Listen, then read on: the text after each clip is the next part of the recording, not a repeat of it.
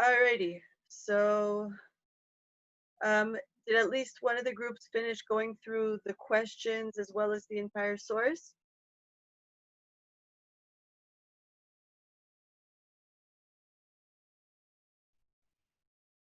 We were on the fourth question. Okay. All right. The Seder. Okay. So let's start with the beginning. I'm going to share screen soon. How did you guys, sorry, I'm thinking the word lefasek, punctuate. How did you guys punctuate the midrash? Were you able to catch like where there's quotes from psukim? Again, when there was like parentheses with the source, that's a dead giveaway. But not every pasuk that was quoted had parentheses next to it. So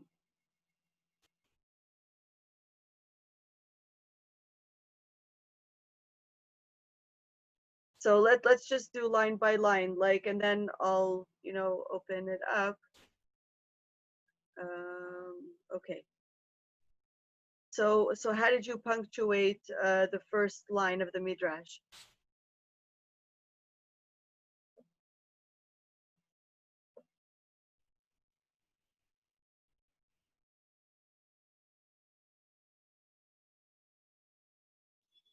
We put a quote like at From where to where? Yosef betam ra'a. But what about the first two words? Where do they belong? Yeah, I'm not sure. I can't remember if that's part of the pasuk. I didn't actually check. Okay. Yeah. So the quotes start with mamash the first word, because again, like that just makes sense. They usually state their question by citing the fragment of the pasuk. But here it's a little bit tricky because they cited two fragments without putting a ... So had you opened up a chumash, you would see that the quotes start with haya ro'eh, and then there's a whole bunch of words, and then so it should be ... after the word ro'eh, but the quotation marks stop after which word?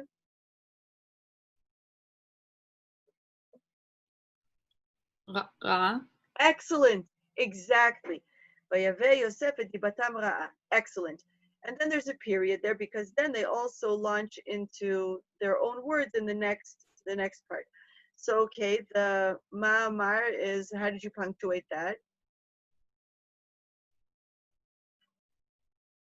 We put a question mark. A what, Denise?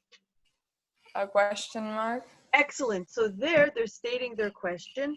And so what is their question? And this is exactly question bet, right? So what is Chazal's question that they're seeking to answer here? What is Diwadam? Like what did he say? Diwadam. Exactly. It says that he tattled on them, but like, hello, we're never told what that dibara is. What did he actually say? So that's what they want to know. In fact, there's another case. There are several cases where we're told that two brothers spoke to each other, but the text, the pshat itself, does not tell us what was said, and the consequences of the dialogue are catastrophic. Anyone know what I'm referring to? Where it says, Vayomer, I'm not saying who it is because it's a dead giveaway, one brother to his other brother, and then it says, and then literally the next words are, and then the brother got up and killed his brother. So all of the sages are like, what did he say to him that caused them to murder each other? Anyone know what I'm referring to? Was it Cain and Hevel? Yes! Beautiful! Vayomer Cain el Hevel achiv. Cain says something to Hevel, his brother, Vayakum vayahargeu, and then the next minute, and he gets up and he kills his brother. And so our sages have a real field day, and there's actually a bunch of parallels with the way the midrashim are composed and structured on the Cain and Hevel story and here. And it's not arbitrary, right? Because the parallels are just eerie. So anyway, so here they want to know, like, what is it? Because whatever this was, this caused the equivalent of murder. So why are you not telling us, text? Why are you not telling us what Yosef was saying to daddy, because it must be something horrific if this is what led, the brothers to have such animosity to him that they're actually contemplating murdering him with their own hands, not hiring a hitman, not just by themselves. Okay, so how many different opinions does the midrash suggest? Question Gimel.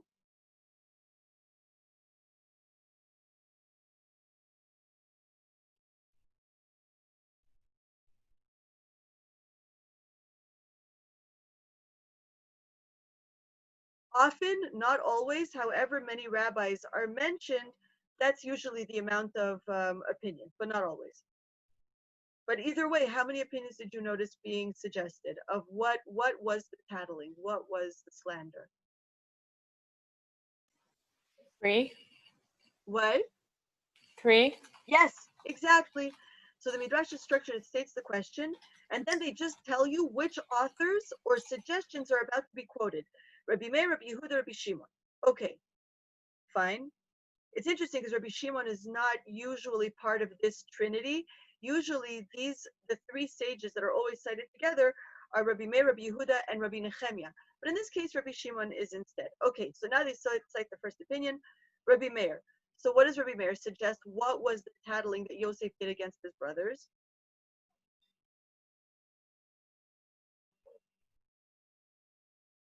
Aver menachai, that they ate from a live animal? Yes, that he suspected them. He doesn't have proof. Chashudim banecha, chashud, even in modern Hebrew, is a suspect, right? Lachshod is to suspect someone of something. So, Omer chashudim and banecha alever minachai.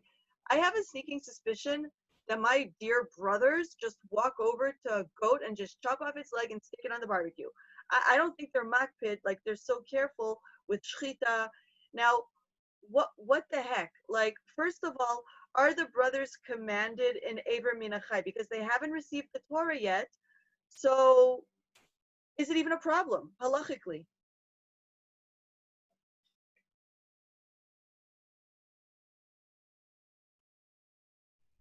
I think we do learn that our avos did keep mitzvos. Like we learned True. that, they say that when the 3 messenger angels came to Avraham, it was Pesach, and he sort of served them Right, matzah. right. So it wasn't a mitzvah, because mitzvah means you're commanded, and they're not commanded yet, but they were so in tune spiritually with the spiritual reality of the world that they could sense time. They could sense, like, wow, meat and dairy should not be eaten together. My soul feels nauseous when I think about it. Like, it's just wrong. Like, this is not. So it's true. They didn't keep it as commandment, but they kept it as ritual, as some kind of spiritual sensitivity. I'm asking, though, it's true that they kept the mitzvot, like whatever, what we call the mitzvot, but was it actually a halachic problem for them to eat Aver Minachai? I'm talking, did they breach anything halachically? Because there's a difference between doing something beyond the letter of the law versus being within the letter of the law. So no, then there was nothing wrong with them really doing it. Are you sure? I know I'm bringing in knowledge, and I'm not quite sure where it comes from, but I've always learned that it wasn't technically Aver Menachai, because it was from the mother's, it was like stillborn or something. That's already midrashim. That's already something else. So just to cut to the chase, Aver Minachai is one of the 7 Noahide laws.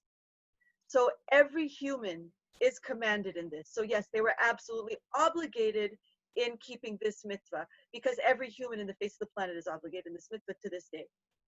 That's why a lot of the traditions that exist in the world, like if you guys heard of shark fin soup, in the East, they'll literally just chop off the fin off of a shark and just throw it back in the ocean, and then they cook the soup that's supposed to be amazing, and it's literally Aver Minachai. That's the craziest thing. They don't even slaughter the shark first and use the rest of the shark for shark steak or whatever, or sushi. No, they just chop off the fin and throw the rest of it into the ocean. So, lest you think that, oh, nobody does this anymore. As if. So the point is, yes, even the people in China are commanded in Aver Minachai. and it is an actual avera when they make shark fin soup, or there's plenty of other examples where they do that.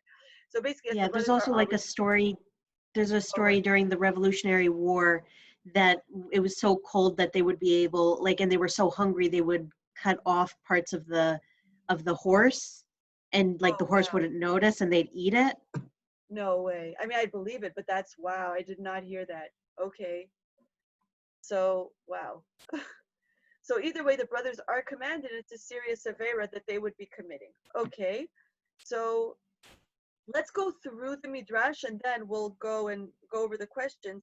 But pretty much every suggestion that they're gonna that the rabbis are gonna suggest is gonna leave us scratching our heads. Like, where did they even get that from? Okay, Rabbi Shimon, does he agree or disagree with Rabbi Meir?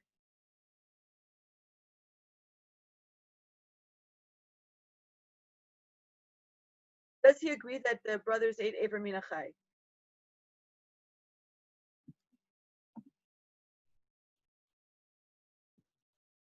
I actually didn't think about agreeing or disagreeing. I assumed he was just adding on to. Beautiful. So hold on. Most of the time when we read something like this and we hear Rabbi Meir makes one suggestion, Rabbi Shimon makes another suggestion, the inherent logical opinion would be that, okay, so he's suggesting his opinion because he doesn't agree with the first one. And that's the chiddush of Rabbi Yehuda Bar Simon, is that he's revealing to us that they're not actually disagreeing. But I'm pushing up something, that's a little premature. So just hold that thought. So ostensibly, it seems like Rabbi Shimon is disagreeing because he's suggesting something else. What is his suggestion? What was the tattling? They're hanging their eyes in the daughters of the land. What does that expression mean?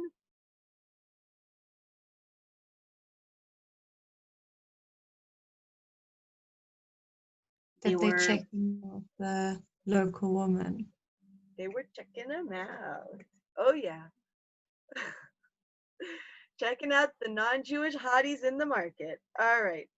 And Rabbi Yehuda, Omer mezalzelin bivnei hashpachot vekorim lahem avadim. What does lezalzel mean?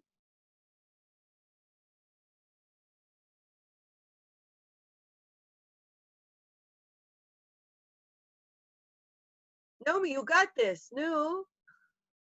Like disdain, or to like or to diss. That's exactly right. To tease or to make fun of or to degrade. Exactly. So who's degrading or scorning whom?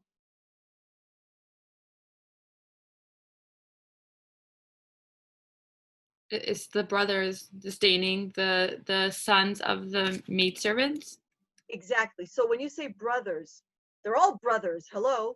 Which brothers are disdaining the sons of the maids, and which maidservants are you referring to specifically?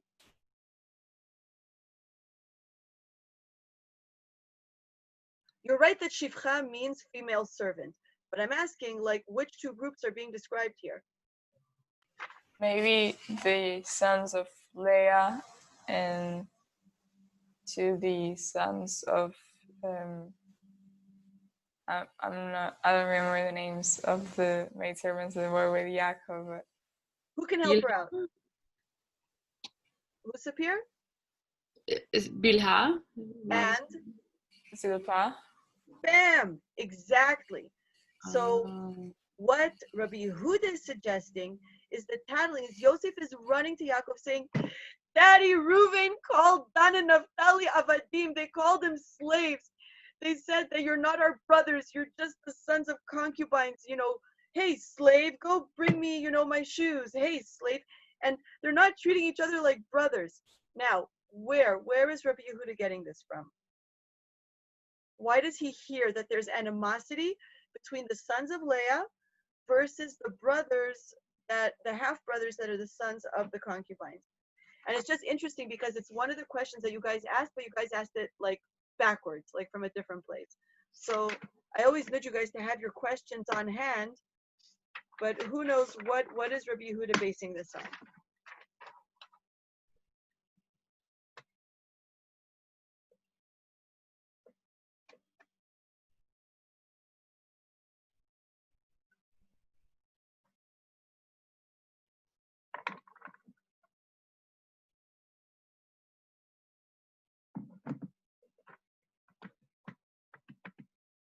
Didn't we Yeah. something like with his relationship with no?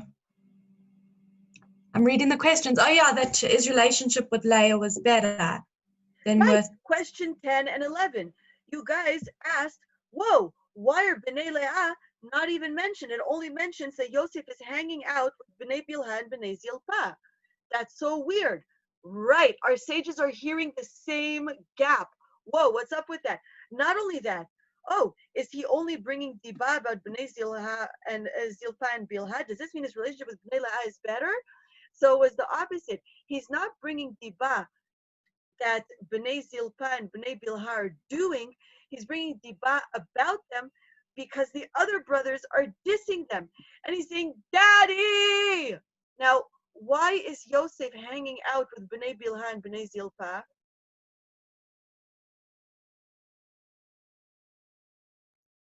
Would it be because the other brothers are picking on him and they picking on Bnei Bilhah and Zilpah, and then like he kind of feels almost like he has a place where he belongs? A place where what? He belongs, kind of. Where he belongs. Okay, that's definitely part of it. Exactly. The Bnei Leah, because they're the oldest brothers, everybody else is pishers. So again, like, yeah, it seems like they're all getting bullied. But read the pasuk itself. What is his relationship with Bnei Bilhah and Bnei Zilpah? Is he equal to them?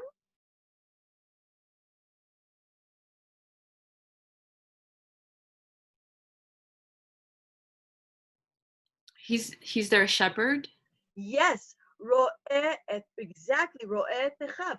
So what does that mean that he's bossing them around? Like, what does that mean? Why is he hanging out with them? Why is he shepherding them, according to Rabbi Yehuda? Bear in mind, whose son is he?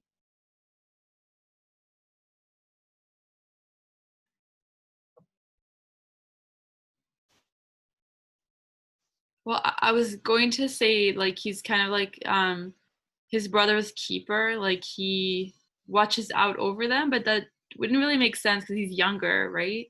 But what advantage does he have that gives him major clout, even That if he's the youngest? he's the son of the favorite wife. That's right. He's the son of a head wife. He's not the son of a concubine. He's the son of a proper, legit wife, right? So he has standing. So in some ways, it's actually beneath him. He should be hanging out with the sons of Leah. But he's choosing to hang out with Bnei Bilhah and Zilpah because they're getting picked on. Right? So because when we think about a shepherd doesn't boss the sheep around. The shepherd, it's another classic example of how we're so disconnected from like an ancient reality that we don't even understand. Like, okay, what does this mean? He bosses them around? No, a shepherd is actually, the sheep are his boss. Like he literally stays out in the sun as long as he needs them, as long as they're hungry, as long as they're thirsty. He does whatever they need. So Yosef, when it says he's shepherding his brothers, it's not saying that he's the boss of them, they're just a bunch of sheep. He takes care of them the way a shepherd takes care of his sheep. He's protecting them from the bullying of the brothers, of the sons of Leah. So now I've already answered two questions. One, why are Bnei Leah not mentioned? Haha, because they're actually the culprits. There's like already tension going on, and the Chumash is unfolding it very, very subtly. And we're told that Yosef is hanging out with Bnei Bilhah and Bnei Zilpah, and ro'eh techav, he's shepherding them. So we even answered another question. What does this mean? He's shepherding them. He's protecting them because they're being bullied by the brothers that are not mentioned. Okay, we're about to answer another question you guys had, in the same midrash. So you guys had another question 13, as well as 12, but I don't want to go there just yet. Question 13. You guys were like, wait, that's so weird. What was so weird that the midrash is now answering?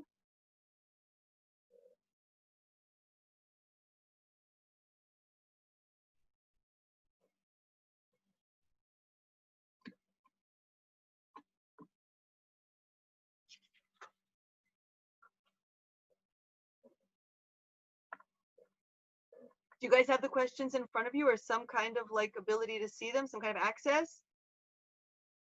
Is it No, 'cause if not, question then 13? yeah, what, Shani? It's question 13. Yeah. It says that like it's also like it's superfluous, like B'nai, Bilha, like that's what it's 30. Wait. Yeah. It's saying that it's my brain's a bit tired. Sorry. Like, Do you guys yeah. what? What's up here?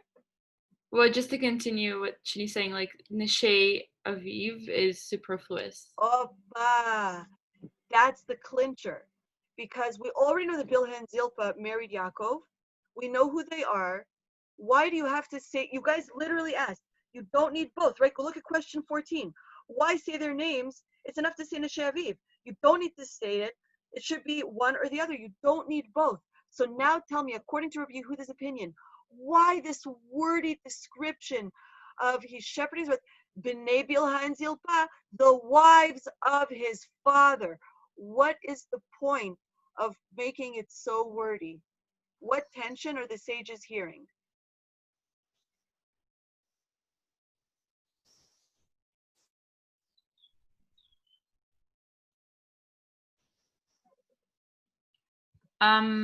Maybe that, like, there from that we can see the tension between the sons, like the real sons, and the sons of, like, oh, they're just like the sons of the Nishay Aviv, like it's. Well, wait Yeah. a second. Is Nishay Aviv here a positive or a negative thing? Oh, I was gonna say a negative thing.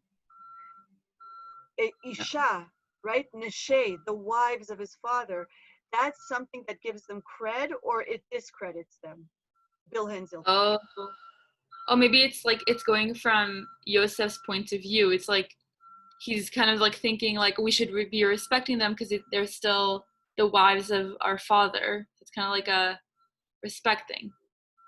Exactly, because if someone is in Isha, if it would say Pilagshay Aviv, Pilegish is concubine. That's a dis. If it would say Pilagshay Aviv, concubines of Jacob, then okay, fine, that's a dis.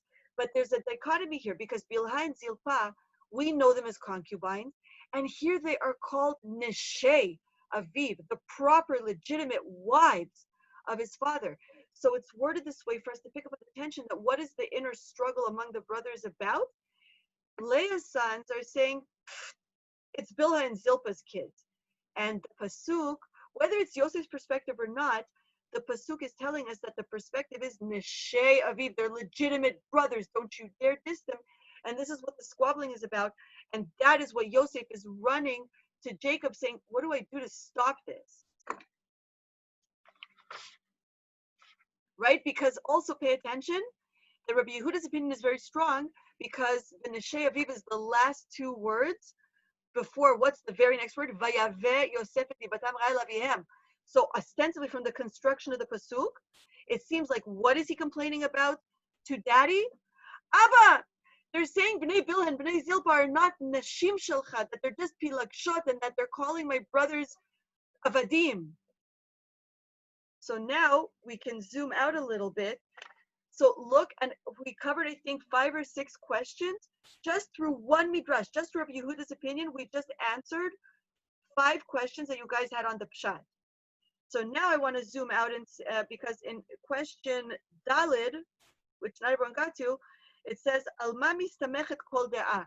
What is each opinion? Rabbi Meir, Rabbi Yehuda, Rabbi Shimon, like they make their suggestions and they're kind of far out there, like, oh yeah, they're flirting with non-Jewish girls. Really? What are you even basing that on? So that is the question, is indeed, because no midrash is just creative license, they're obviously basing something in the pshat. Again, the opinion of Aver Minachai, like what are they based on? And then I wrote in brackets, Remes, kol dam mistamechet al mashu b'pshat, that every opinion is firmly rooted in something superfluous or the way something is worded in the pshat. That's what each opinion is hearing in the pasuk as the linchpin, and they're saying, oh yeah, that's what the diba was about. So let's go to the first opinion, Rabbi Meir. Chashudim banecha al Aver Minachai. Why? What do you think Rabbi Yehuda is or Rabbi Meir is based on? what superfluous information is in the pasuk that we really don't need, but that it's in there according to Rabbi Meir to tell us that's really what the fight was about, or that was the negativity that Yosef started in the family.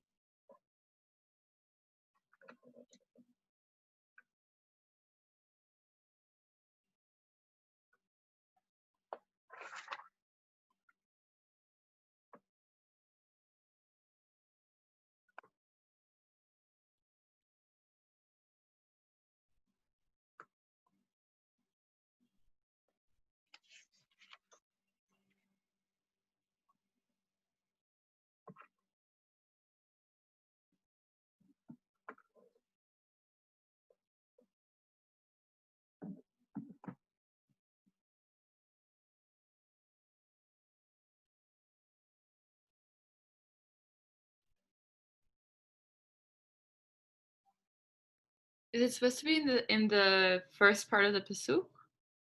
It Like- could be anywhere in the pasuk. What do you think? But it's in that pasuk.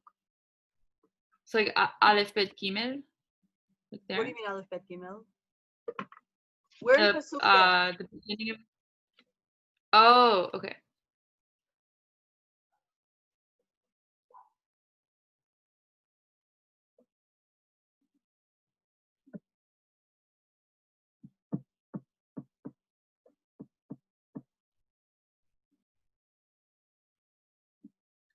Oh, is it?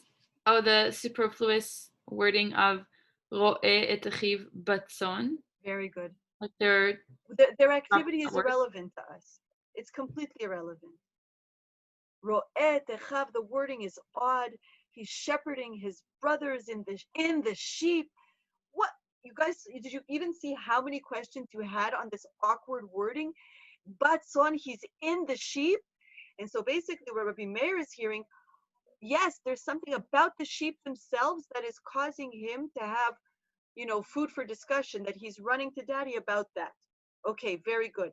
That the entire awkward, superfluous wording there, he's saying, yeah, that's the Inyan, that's the tattling. Okay, Rabbi Shimon, that they are hanging their eyes, they're flirting with, the local girls. Where does he hear that in the pasuk?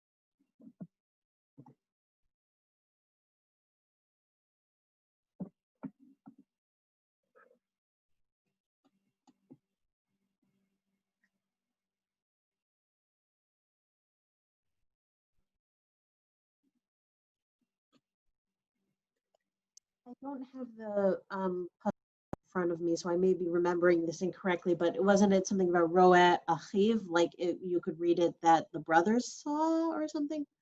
I don't know. Okay. I'm not seeing the connection so clearly, but it was a good guess.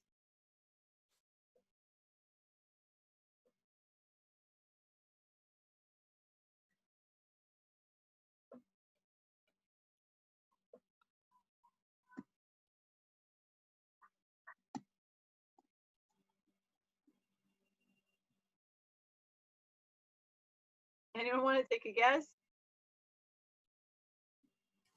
I'm not sure if it has to do with that, but maybe not. Nah. Okay, how so? Like, I don't know, I thought that maybe he saw like childish behavior in his brothers for like doing inappropriate things. So the type of childish that Yosef is being described as is kind of more like girls still have the cooties, like, so whereas like the brothers, in order to be flirting with the local girls, it's sort of not childish behavior. Like it's sort of like, oh, I'm a man, I'm gonna, be macho. So again, it doesn't have to be words that we haven't looked at yet, but it's definitely superfluous words that are very close to the word diba.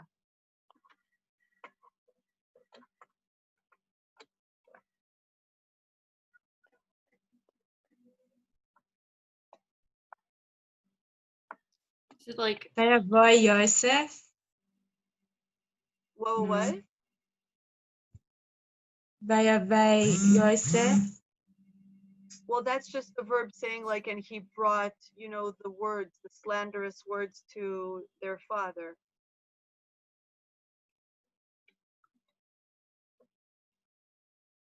would it have something to do with dibatam, like you said, like something to do with the root bat, like bat is girl, woman? Well, it's a nice thought, but No. diba, the root is dalet bet hey, and the tam is like shalahem. The word bat is there. I don't know. You know what? It's possible. I didn't think about it. I'm just trying to see the connection, like how do they get that whole backstory from this like Right. short? So they're just listening to the pasuk in its entirety, and they're hearing innuendo. They're hearing like that what the brothers are fixated on is shidduchim, is, like possibly settling down. And again, this is actually a question the Lubavitcher Rebbe himself asks. He said, if we really think about it honestly, the 12 sons did not have anybody to marry halachically. And it's a very big problem because the only Jewish girls that exist at this point are their twin sisters, because there's a midrash that says that every one of the brothers was born with a twin sister.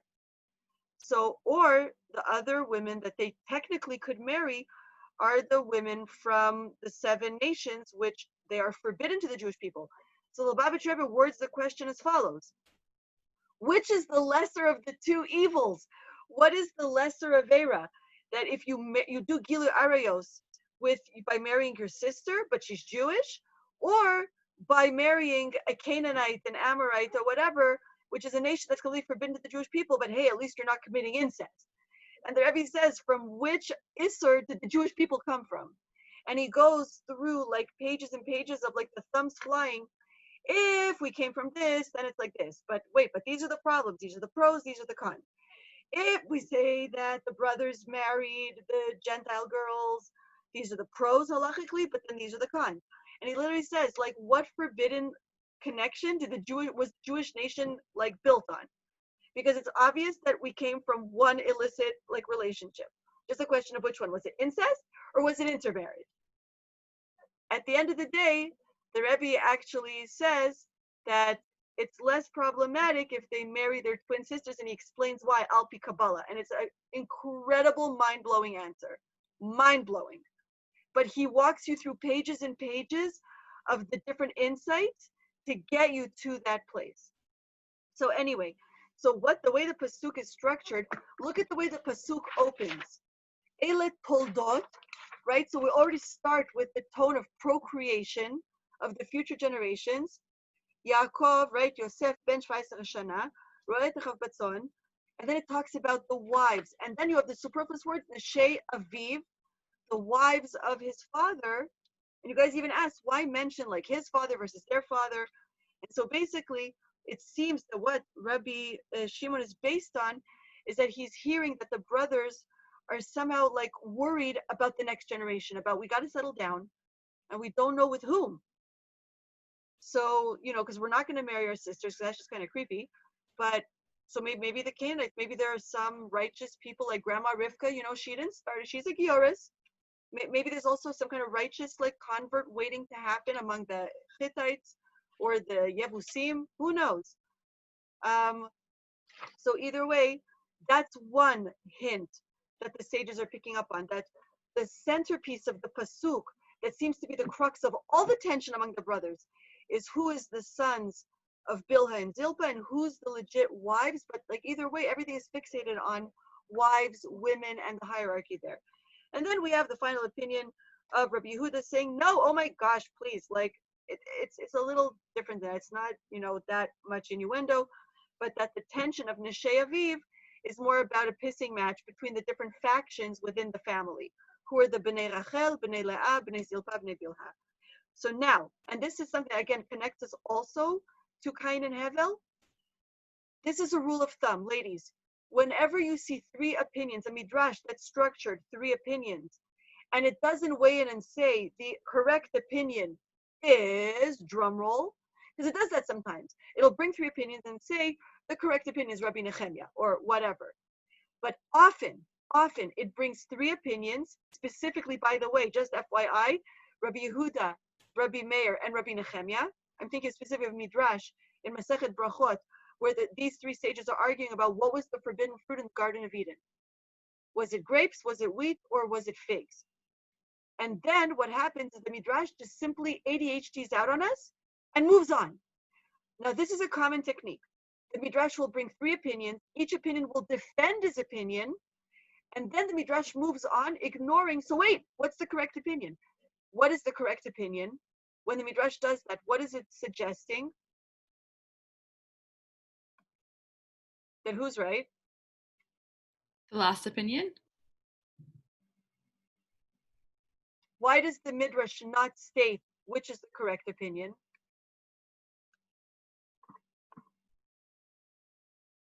There is no correct opinion? Because they're all correct? Yes, because all three are correct. And look how beautifully our Midrash continues to support that. Here we have an advantage that Rabbi Yehuda Bar Simon states it outright. He says, Rabbi Yehuda Bar Simon Amar al platehon laka, and he got punished for all three, meaning open brackets. All three are correct. He did all three. When one wasn't good enough, he ran to daddy complaining, Abba, I think that they're like making non-kosher barbecues. And Yaakov's like, Yosef, get a life. Abba, I saw Reuben winking at the Hittite girl. You're not listening. I saw Shimon too. Okay. Abba, I heard Levi laughing at Dan and saying that he's a servant boy and that he should go clean out the stables. Abba. And so Rabbi Yehuda Bar Simon is saying, and he got punished for all three. Now, why did he get punished? Were the accusations true or not? Because if they're true, why on earth would he get punished for that? If they're truly committing the Avera of Ever Min HaChai, he should get rewarded because Yaakov has an obligation halachically to reprimand his children and make sure that they shech the animals before they eat them. So why would Yosef get punished for this?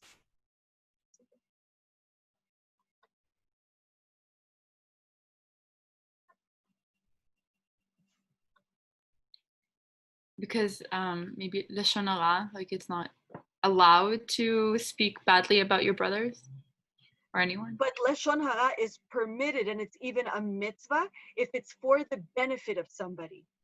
So if it's to help his brothers genuinely, right? If they're committing averot, like that's if it's in their best interest. Like for example, that's why if somebody calls you, as a reference for a friend in shidduchim, right? And you know that this person has some kind of very important, whether it's a health issue or whatever, that the other side needs to know, but you're obligated to share that information. You can't just say, oh, I'm going to protect my friend. It's like, now again, it doesn't mean you have to volunteer the information, but if you are asked by the reference, calling, oh, do you know Sarale? Oh, yeah, she's my friend. I've known her for like 3 years. She's amazing. So does she have any health issues? You can't say, nope. Like you are literally halachically obligated to say, yes, she is diabetic. She has bipolar. She has whatever. It doesn't matter what it is. It's like, because it's for benefit. Like, so here, I don't know that it's a question of lashon hara, like just stam. Well, maybe like who was Yosef to judge them? Like who was he? Like, well, what wait right? a second. I mean, either they're doing it or they're not. Like, I'm asking, are the accusations true? And again, the midrash itself already tells you, ladies, listen carefully. I mean, I would say that they're not doing these averos, but I was going to say I don't see where the contextual proof is that they weren't doing these things. So look carefully. It's in the first line of the midrash, in the first accusation. Rabbi Meir uses very, very clear language to show that it's not fact, that Yosef is bringing Yaakov fake news. How do we know it's fake news?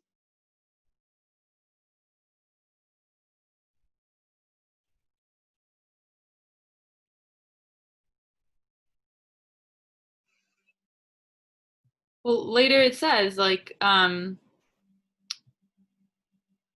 the second half of this midrash, it says. Wait, we're not up to that. I'm talking about in Rabbi Meir states his opinion. And he states his opinion in such a way that he makes it clear that the brothers are not actually guilty. How does he word his opinion?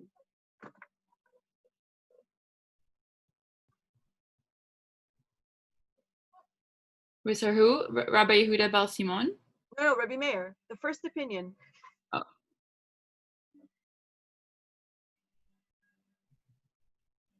Oh, chashvudim, suspect. Not that ochlim banecha ever min achai. He's not sitting there seeing them do it. He's saying, Abba, I think they're doing it. Right? So with each example, it's like, I think, I think he's flirting, right? So either way, it seems that he's, stoking some kind of fire. And Rabbi Yehuda Bar Simon says that, and he was punished for all three because he literally brought things that were true, things that were false. He's running to daddy looking to stir up trouble, which as someone who has like boys, you see how the little one takes advantage of being the little one. Like, Abba, he hit me. The first thing I ask my baby, okay, I believe you that he hit you, but what did you do to deserve it? Because there's no way that Dobie just came up to you and hit you for no reason. But Ima Zekoevli, Ima, it hurts, and he's crying, it really hurts. Well, I only took his favorite toy and broke it. Okay, now we're in business. Shmuley, why did you break Dobie's favorite thing in the world? Of course he's going to kick you for that. So Yosef seems to be a little bit of a poop disturber here. And for this, he is punished. And I'm emphasizing the point punishment because I said that we're going to go through the rest of the analysis of this midrash next class as well. Because there is literally a whole third and fourth dimension that is mind-boggling behind the construction of this midrash that I want to give proper attention to. So that's why I'm emphasizing, because the platehon laka, that Yosef was punished, is literally the main point of this midrash. So we'll get to this. I just want to finish wrapping up going over the midrash so that next time on Monday, Beresheet Hashem, we can really dig right in and do open heart surgery and really, really get all of the amazingness out of the midrash, because this is literally one of the best, most clever midrashim ever composed. So let's just finish going through it. Rabbi Bar Simon says all three opinions are correct. That's why he was truly deservedly punished for all three, because he stirred the pot for no reason. Okay, so then he brings a pasuk from Mishlei, right? Rabbi Yehuda says, and how do we know that he somehow deserved it or was fitting that he was punished for all three? Peles v'moznei mishpat la'Hashem. It's a pasuk from Mishlei that means, you guys know what a peles is? It's a leveler. You guys know what a leveler is? Any architects or anybody studying architecture? So it's basically a special tool that measures to make sure that the wall is perfectly straight, that it's not somehow a little bit leaning, even 1 degree or 2 degrees. So basically it's saying that God's scales are perfect. There's nothing wrong in God's world. There's no accidents. There's no someone getting, shafted, someone getting punished for no reason, whatever, or someone benefiting for no reason. He's saying God is perfectly just. There's no mistakes in his world. Okay, thanks for Rabbi Yehuda Bar Simon. What does this have to do with our story? Okay, Amar lo Kadosh Baruch Hu. So now you get the second half of the midrash. So what does that mean? Amar lo Kadosh Baruch Hu, Ata amarta chashudim banecha lever min achai, chayecha afilu b'shat kilkela einam ela shochatim ochlim v'yishchtu se'irizim. Well, how did you guys punctuate that?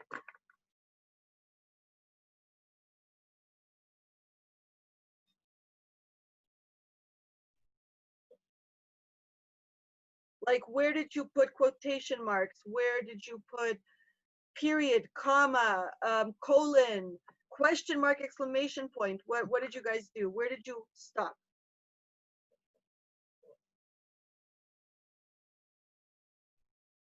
Well, as soon as you have the word Amar, you know that you have to put a colon somewhere, right? So who's speaking? Who's the Amar? Hashem. Excellent. And who is Hashem speaking to? Amar lo Kadosh Baruch Hu. Who is the law? Yosef. Yes. Now, is he speaking to him through prophecy, or Hashem is talking to himself and he's directing the words to Yosef? Yeah, it's not prophecy. Right. Kind of Yosef like is not yet a prophet at this point. monologue. Hashem is speaking to Yosef's soul, saying, okay, so now where do we put the colon and open the quotation marks?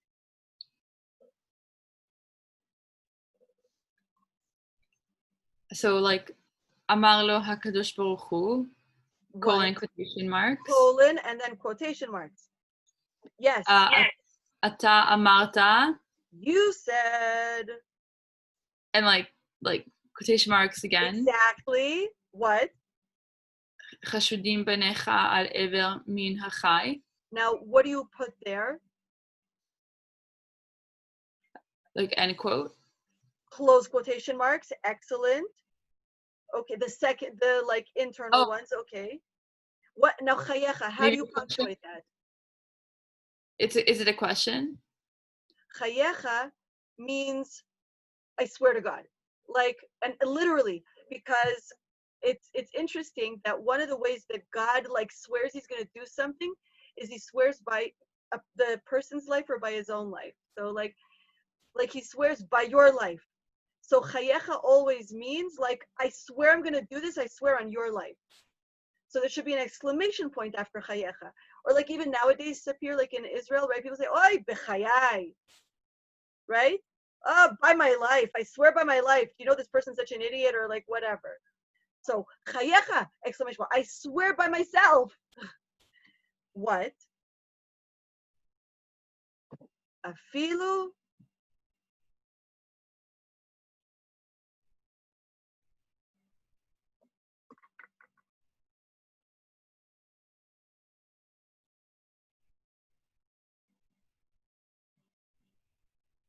Well, what does God finish saying there? After he says, I swear, you know, something, we don't know what. So what does he say? What does afilu mean? Afilu pamechat, afilu pamechat, halayla de halayla. Right? Yes? What is the child asking at the Seder? That in all nights we do not dip, you know, our food. Afilu, even one time, right? So afilu is even. So what does that mean? Afilu bishata kilkela enam ela shochatim ve'ochlim. So what does that mean? What is Hashem saying to Yosef Neshama?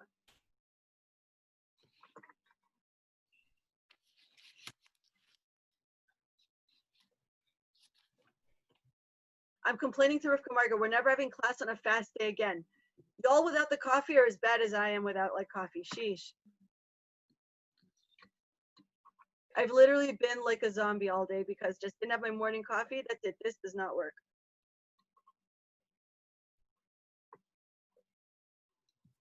What is kilkela or lekalkel or kilkul? What does that mean? I thought it was economy, but I'm not sure. That's with a kaf. You're right, but that's with kaf, kaf, lamed, lamed. When it's with a kuf, it means something else. To spoil? Yes, to destroy or to wreck or to spoil something. Exactly. So bishat kilkila is another expression in the hour that they are causing destruction. They are wrecking something. So even in the hour when they're going to be wrecking something, einam ela shochatim v'ochlim. What does that mean?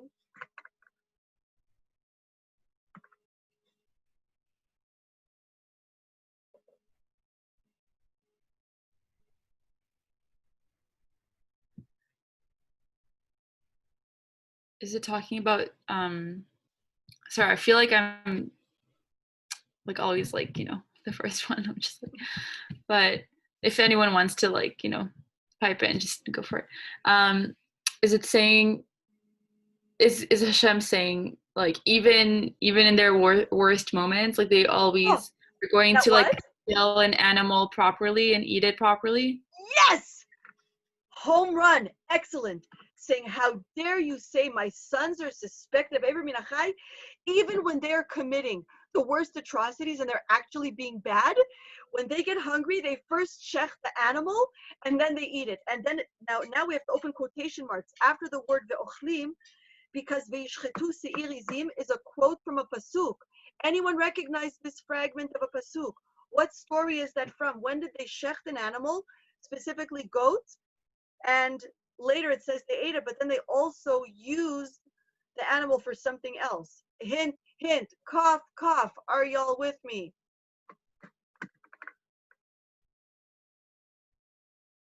Okay, Saved by the Bell. We'll pick up at this point and we'll continue. So yeah, food for thought. Food for thought.